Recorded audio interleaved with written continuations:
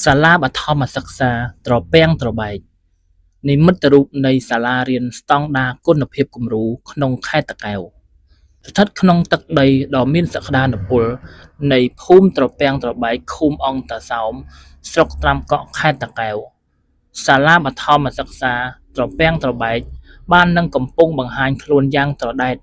ក្នុងនាមជាគ្រឹះស្ថានសិក្សាមួយដែលប្រកបដោយផាសុកភាពវិន័យនិងគុណភាពអប់រំខ្ពស់ 1. ហេដ្ឋារចនាសម្ព័ន្ធ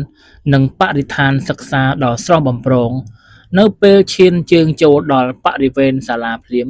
គេនឹងមានអារម្មណ៍ស្រស់ស្រាយជាមួយទីធ្លាសាលាធំទូលាយបរិវេណសាលាមានផ្ទៃដីធំទូលាយត្រូវបានរៀបចំយ៉ាងមានសណ្ដាប់ធ្នាប់និងមានអនាម័យខ្ពស់អគារសិក្សាស្អាតអគារសិក្សានីមួយៗត្រូវបានថែទាំយ៉ាងល្អមានពណ៌ស្រស់ស្អាតបង្កលក្ខណៈងាយស្រួល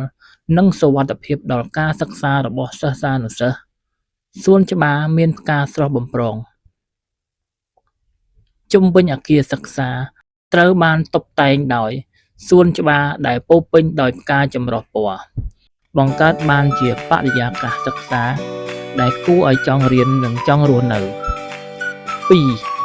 អនាម័យនិងការគ្រប់គ្រងបរិស្ថានជាចម្បងសាលារៀនបានយកចិត្តទុកដាក់ខ្ពស់លើសុខុមាលភាពរបស់កុមារតាមរយៈបន្ទប់ទឹកស្អាតបន្ទប់ទឹកត្រូវបានរៀបចំ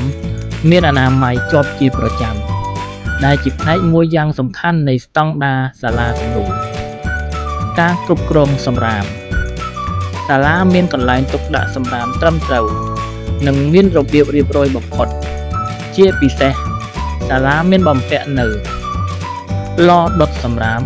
ដើម្បីកម្ទេចកាកសំណល់ផ្សេងៗ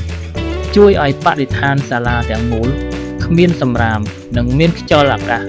បរិសុទ្ធ 3. សណ្ដាប់ធ្នាប់និងភាពងាយស្រួលដើម្បីសម្រួលដល់ការមកសិក្សារបស់សិស្សានុសិស្សការងាររបស់បុគ្គលិកសាលាបានរៀបចំកន្លែងផ្ញើកង់និងម៉ូតូយ៉ាងមានរបៀបរៀបរយដែលជួយឲ្យបរិវេណសាលាមើលទៅមានសណ្ដាប់ធ្នាប់ល្អនិងមានសុវត្ថិភាពខ្ពស់ចំពោះមធ្យោបាយធ្វើដំណើរគុណភាពអប់រំនិងការយកចិត្តទុកដាក់ពីគ្រូបង្រៀន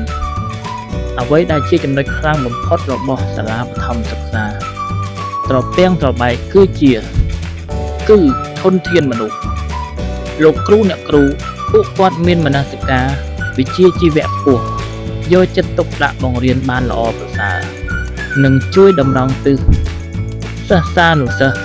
ទាំងចំណេះដឹងនិងសីលធម៌រស់នៅសមរម្យជាកូនល្អសិស្សល្អសរុបមកសាលាបឋមសិក្សាត្រពាំងត្របែកមិនត្រឹមតែជាកន្លែងផ្ដល់ចំណេះដឹងប៉ុណ្ណោះទេប៉ុន្តែគឺជាសាលារៀនក្នុងក្តីស្រមៃរបស់សហគមន៍ភូមិត្រពាំងត្របែកនិងឃុំអង្គតាសោមទាំងមូលដែលស័ក្តិសមបំផុតជាសាលាបឋមសិក្សាស្តង់ដារគុណភាពគំរូ